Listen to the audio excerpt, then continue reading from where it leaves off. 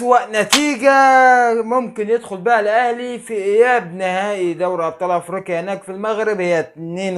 أنا ما بقتش فاهم بصراحة، هي الخطة يا جماعة إن إحنا ما نسجلش أكتر من هدفين؟ بمعنى الأهلي مش مسموح له إن هو يسجل أكتر من هدفين؟ لا والله كده كتير وحرام. ما هو مش معقول يعني يا رجاله لتاني سنه على التوالي نخسر البطوله بنفس الطريقه بنفس الفساد. بقول لك ايه يا عم فوزي، مش كفايه كده؟ اصل كان الموضوع بقى مكشوف قوي، لا بجد كده عيب في حق القاره. وبعدين انا عندي فكره جميله جدا جدا جدا تسمعها. اسمع يا سيدي، احنا السنه اللي فاتت لعبنا النهائي من ماتش واحد وكان هناك في المغرب. ايه المشكله بقى السنه دي نعتبر النهائي من ماتش واحد وادينا لعبناها خلاص الحمد لله هنا في القاهره؟ يعني السنه اللي فاتت كانت هناك في المغرب، السنه دي هنا في القاهره. هاتوا الكاس بقى وريحونا. طيب خلينا نقول بس في الاول السلام عليكم ورحمه الله وبركاته. ازيكم عاملين ايه؟ يا رب دايما تكونوا بخير وصحه وسعاده. اهلا بكل اهلاوي من اي مكان هنا عندنا في قناتنا المتواضعه جدا جدا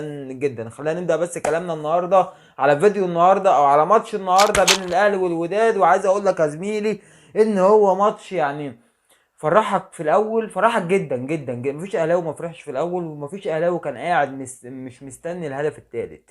كلنا كنا قاعدين مستنيين الهدف الثالث، ولكن على غير المتوقع، على غير الطبيعي اصلا اللي يحصل ان احنا يتسجل فينا هدف ويبقى 2-1.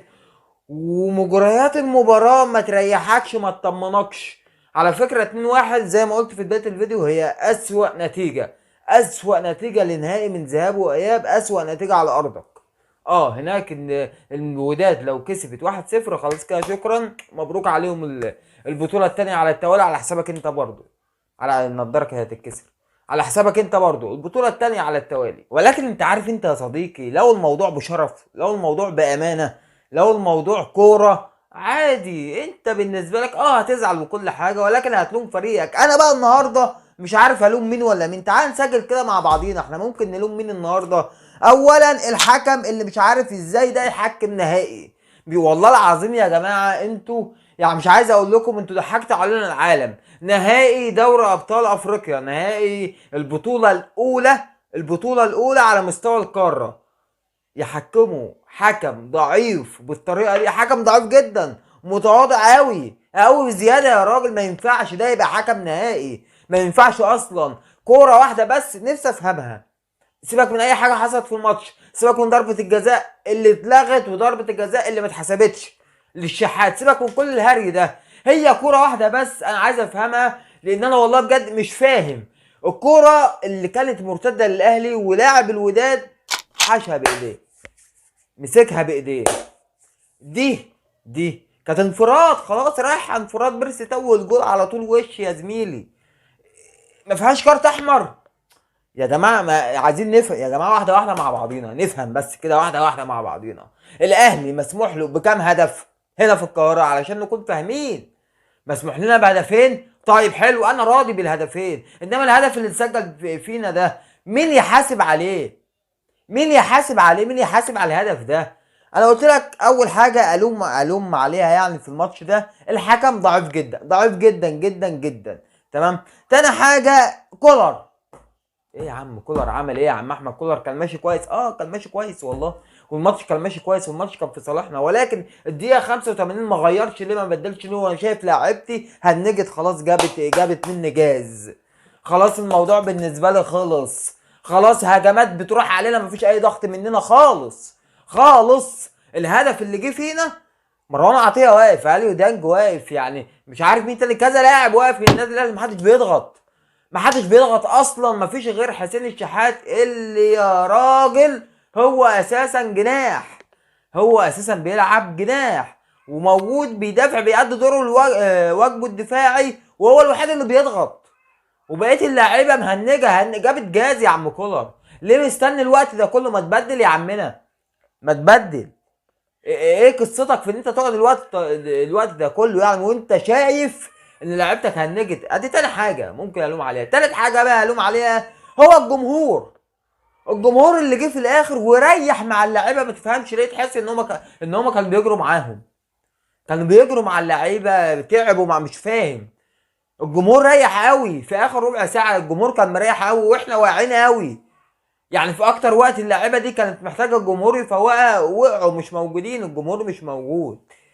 رابع حاجه بقى لوم عليها مجلس اداره النادي الاهلي اللي سايب الاهلي ملطشه للجميع. سايب الاهلي ملطشه للجميع. اللي احنا شفناه في ماتش النهارده ده يا رجاله ما يوحيش خالص ان البطوله بتاعتنا.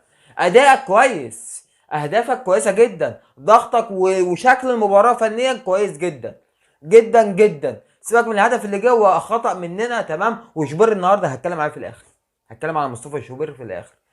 ولكن مجريات المباراه كويسه جدا وكلها لصالحك، كلها لصالحك. انما مجلس الاداره يسيب الحكم ده يجي لنا عندنا هنا في القاهره على ارضنا حكم بالطريقه دي، وحكم ما نعرفوش اساسا، حكم ضعيف جدا جدا جدا جدا بدون اي تدخل مننا. طب ازاي؟ هو احنا ما اتلسعناش من الشوربه؟ ما ننفخش في الزبادي بقى. نتيجه سيئه جدا جدا جدا. مش هتكلم على اي حاجه في الماتش النهارده لان الماتش كان ماشي كويس. الماتش الشوط الاول، اجمالي الشوط الاول الاهلي كان مكسر الدنيا، الاهلي كان ممكن يسجل الثالث والرابع النهارده، ولكن سوء حظ، سوء توفيق قدام المرمى،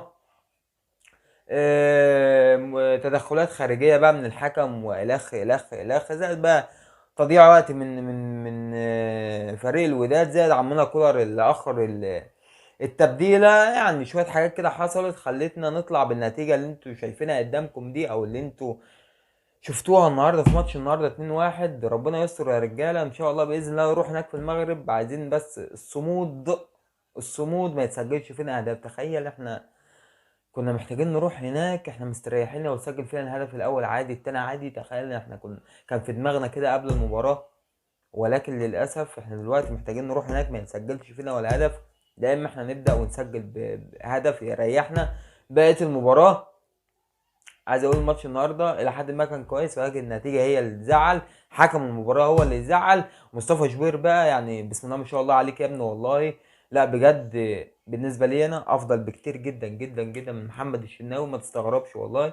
محمد الشناوي مجتهد وحارس كبير جدا جدا جدا، ولكن مصطفى شوبير سن صغير، موهوب جدا جدا جدا بسم الله ما شاء الله عليه بصراحه يعني.